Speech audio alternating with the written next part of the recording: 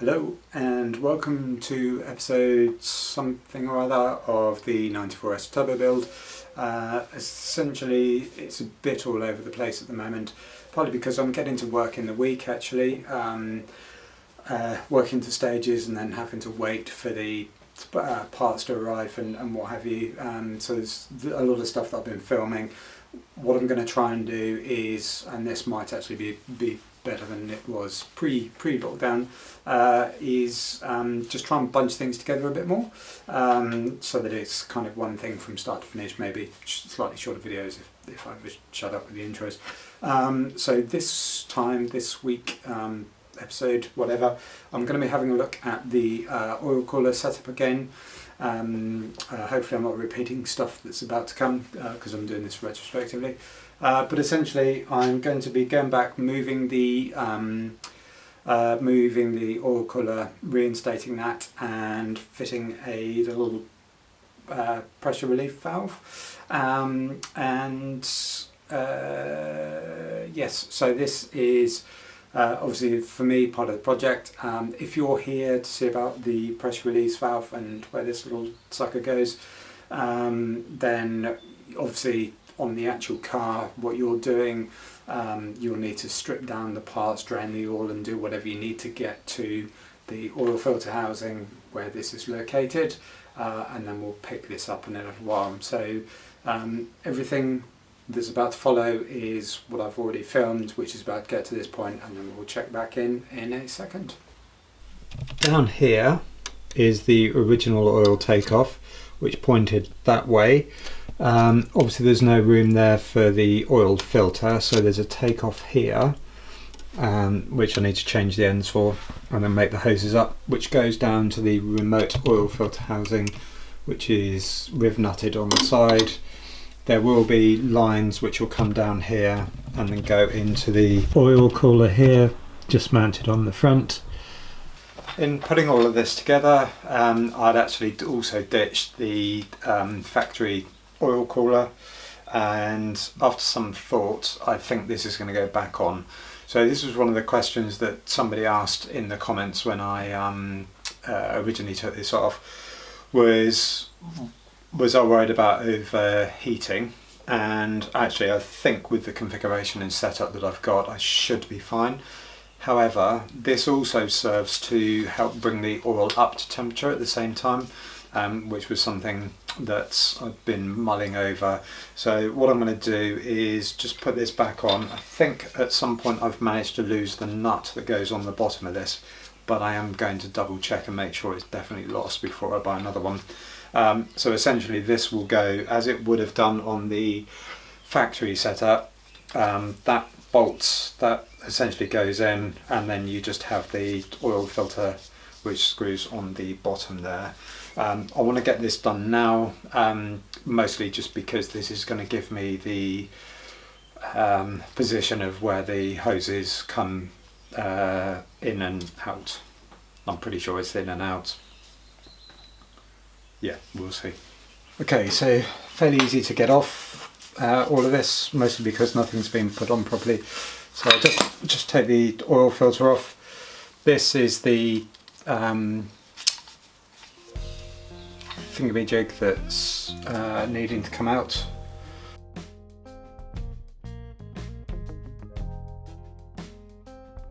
Okay, so after more work than I was expecting, that's now on. Obviously there needs to be, well not obviously, but there needs to be a bolt that goes on the bottom that holds this section in place. So I just need to tighten that up. Obviously there's a seal around there. The other bit that I've got is the pressure release valve. Now I'm not sure, so there was a little, just in the back there was a little spring in, which I might just keep and see if this all fits as is, because that was stuck quite nicely in there. And then there's the is the pressure release valve, which I had to order in, I think it came from Latvia. So I've got and I had a mild panic a minute ago and thought that I'd lost it. Let's just hope that this is the right thing, because for the size of it, it wasn't cheap. So we've got a little valve section in the middle there, which is all sprung at the back. And what I imagine this happens because it's on where it is on the back of the unit. When the pressure gets up, this just does its business and releases it. Although having said that, that doesn't even remotely fit. So there you can see just inside that little spring. I wasn't sure whether to leave that in or take that out. Ultimately, this was stopping this thing from going in there, which is the new thing, and there's a little spring and what have you inside there. So I wasn't entirely sure what to do with that. And then last night, after checking all the part numbers, it occurred to me that actually what I'm seeing inside there is the remnants of the original one of these thingamajigs, which I need to go in. So that's actually quite good. Obviously when I've taken the old one out, it's actually snapped off inside with what's remaining. So I need to now basically get in here and try and remove all of everything that's in there.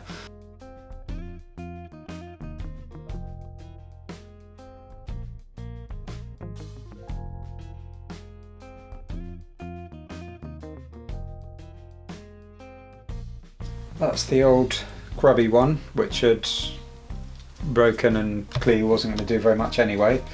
And that's all now nice and clean inside. So that, all in all, was far easier than I think I was expecting it to be. So all that remains is for me to just pop this one in here. No, I don't believe this. That's not quite long enough. The bit.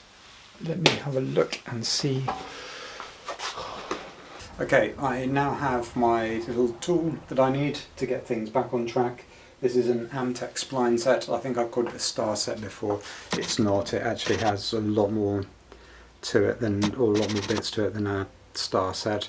So these are, in fairness, these are quite handy to have anyway. And certainly a lot cheaper than some of the Porsche stuff that I've had to buy over the years in terms of their idea of specialist tools. Let me just, now I've had a look at the torque settings, so I've got the manual and it doesn't say anything about what this relief valve should be done to. Bit of Loctite on there just to be on the safe side. I'm not sure if I should be adding it onto this, to be honest, this sort of thing, but I just, like I say, I'd rather just have it not be bouncing out of there anytime soon. So let's have a look and see what 25 newton meters feels like on this thing, on this valve. If it feels like too much, then I'll probably just stop and then what feels tight, and then let the Loctite deal with it. Yeah, okay, there we go. It didn't make a massive click, but I could certainly feel it anyway. So that's now snugly in there. Okay, so the valve's now in with the hose fittings off the takeoff plate. I got straight ones initially, but unfortunately the way that this sits, essentially that's being fired down into the firewall, so obviously won't cut it. So what I've got instead are a couple of 45s that thingamajig around. So these require actually some couplers because they're only available, these ones, with female connection, not male. So I've had to buy these adapters as well to go on here. I have to say, in lockdown, the service from the auto parts supplier people has actually been pretty excellent, apart from one or two. Just get these on nice and tight. That's interesting. Got two couplers and they've supplied different sizes. Interesting.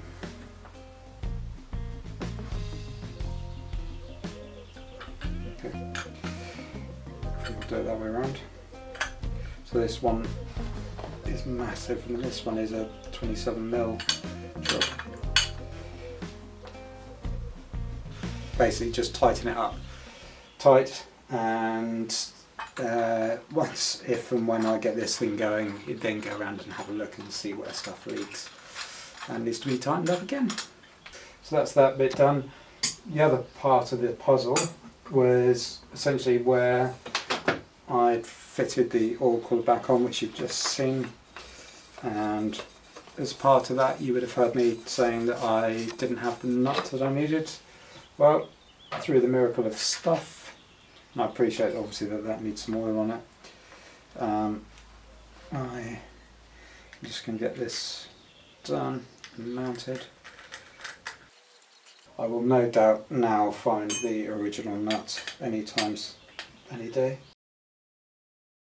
The top one is in, the bottom one is out. I'll put the oil filter on for spacing, but because of the size of it, where it is and everything, I'll just take it off, fill it up, and then just pop a little bit of oil around the edge of it just to make a nicer seal.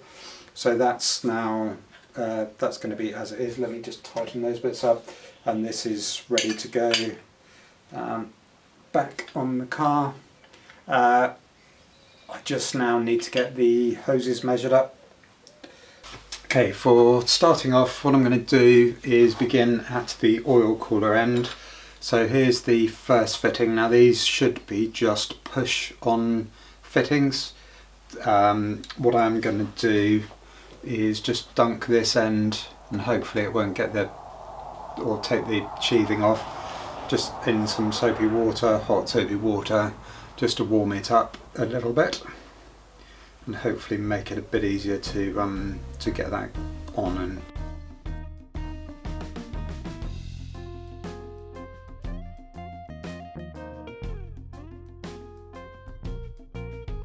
okay, that was an absolute pig of a job. A lot worse than I was expecting. I didn't think it was going to be easy, but I left the camera running just for seeing time, and that was from the moment I started to when I finished was about 28 minutes.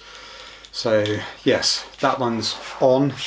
I've got 6 of these to do, and if it's going to be half an hour ago, it's going to be really painful. So I'm probably going to just get this one threaded through and then go and have a quick look-see and see if I can find a method that's a bit easier for getting these things on.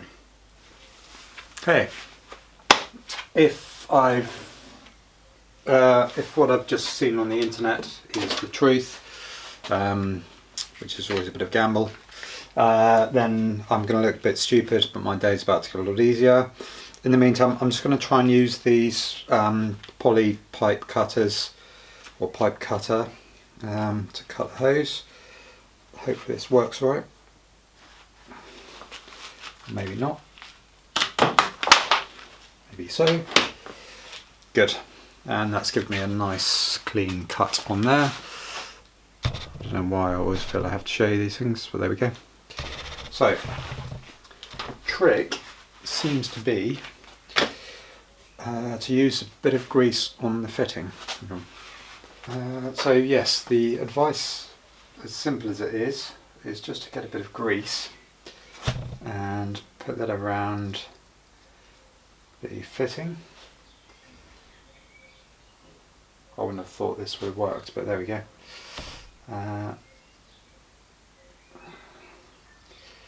It's around there, and apparently also just a little around the edge of the hose.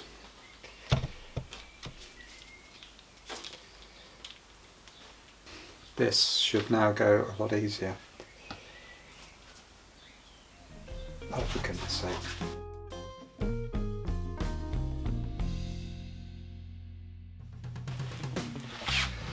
Right up in against the dust cap. Yeah, that was so much easier. I'm only slightly out of breath. So that gives me hope then for getting the rest of these done.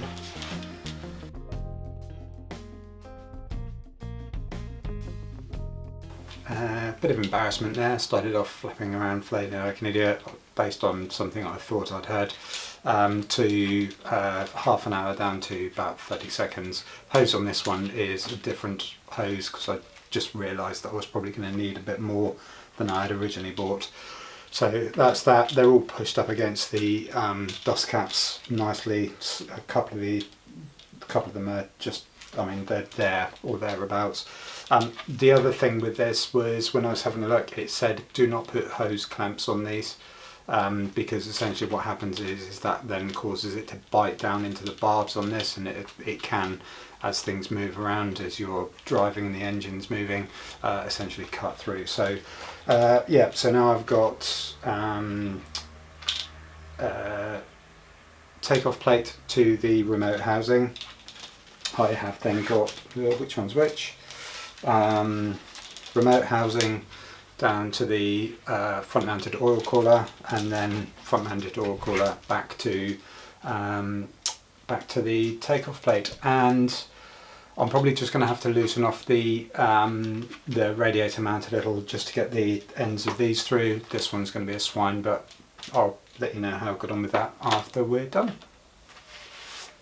So first up, I need to actually just get these in, because there's no movement in them, whereas these have turning heads. These are fixed, so they're going to have to go in first.